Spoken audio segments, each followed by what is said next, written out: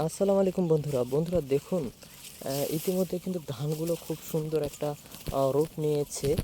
যেটা হচ্ছে ধানগুলো ক্ষেত বাড়িতে কিন্তু হলুদ টাইপের হয়ে গেছে।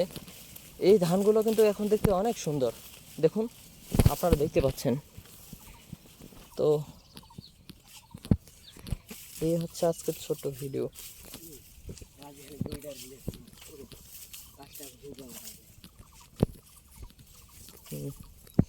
তো এই ছিল, দাঁড়া তো কথা ছিল এটা।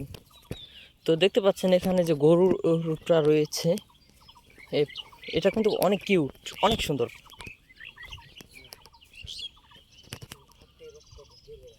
কেমনে রে? দেখা যাবে না, না এটা এটি হচ্ছে ওই ভিডিওখানে যদি দেখাও।